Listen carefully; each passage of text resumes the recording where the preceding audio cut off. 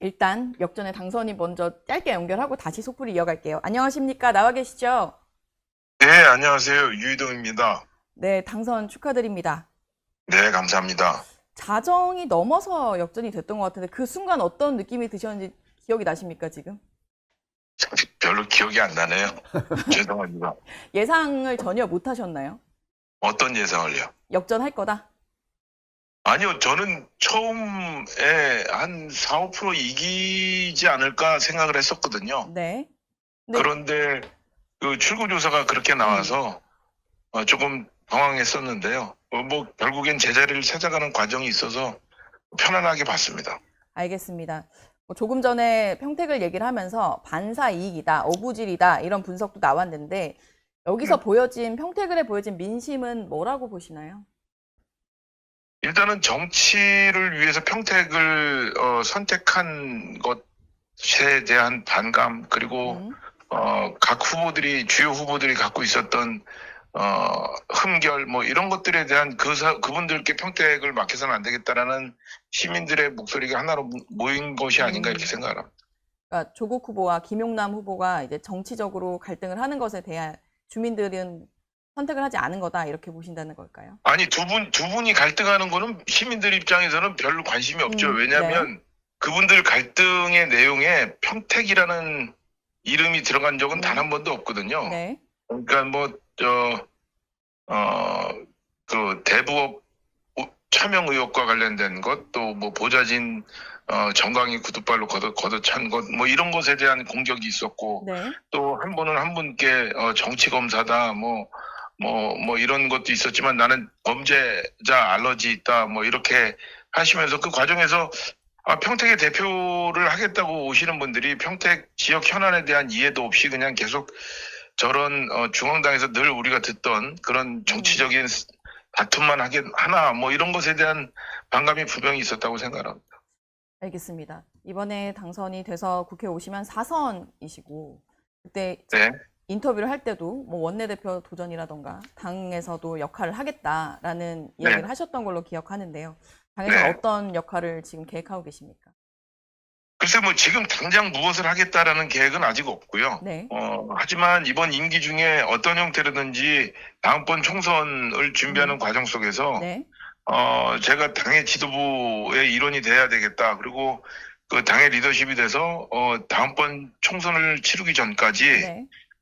우리 당이 조금 더 국민들께 매력 있는 정당으로 거듭나는데 노력을 힘을 보태야 되겠다 이런 생각을 갖고 있습니다. 전체 선거에 뭐 지금 선거 결과가 최종 확정이 안 된 것도 있습니다만 선거 전체 네. 결과로 봤을 때 지금 당 지도부는 이 민심을 어떻게 받아들여야 된다라고 보시는지요?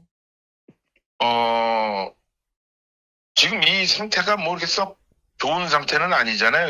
뭐 객관적으로 보더라도 네. 지금 뭐 박수를 받는 상태는 아니니까 뭐 민심이 어디에서 멀어졌는지 냉정하게 좀 돌아볼 필요가 있다고 생각을 하고요.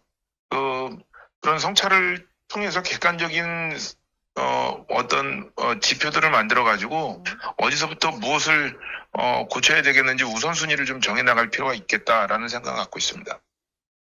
재보선 지역 중에서 가장 격전지로 꼽혔던 곳이 이제 평택과 북갑이었는데 북갑에서는 한동훈 무소속 후보가 당선됐다라고 네. 나오고 있습니다. 그리고 국민으로 돌아오겠다, 국민의힘으로 돌아오겠다라고도 외쳤고 네. 보수 재건도 이야기를 했는데 당에서는 어떻게 처리를 해야 한다고 보시나요? 저는 기본적으로 저희 지역에서도 황교안 대표와의 단일화 논의가 있었잖아요. 네.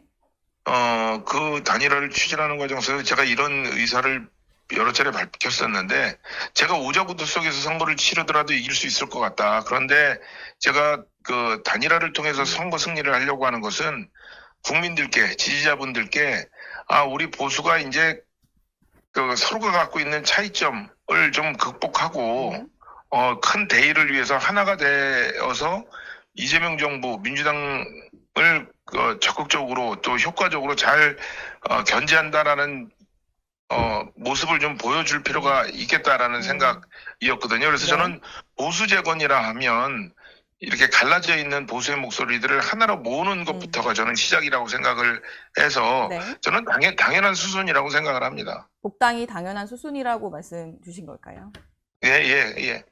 그럼 당내에서 뭔가 보수 재건을 위해서 현 지도부의 거취에 대해서도 여러 가지 이야기가 나올 것으로 예상되는데 뭐 조금 빠른 질문일 수도 있지만 어떻게 보시는지요? 저는 그런 목소리가 나오기 전에 지도부가 지금 선거 결과를 받아들고 판단을 할 거라고 생각을 하거든요. 네.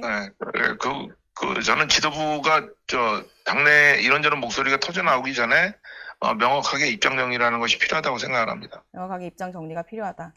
마지막으로 지금 서울 상황을 여쭤보고 끝내겠습니다. 서울 지역에서는 투표용지가 지금 부족하다, 이런 초유의 사태가 벌어졌고, 그래서 개표가 지연되는 상황까지도 벌어지고 있는데요. 그리고 지금 결과도 예측하기가 좀 어려운 상황입니다. 당에서는 재선거까지도 이야기를 하는데 이 선관위 상황은 어떻게 보셨습니까?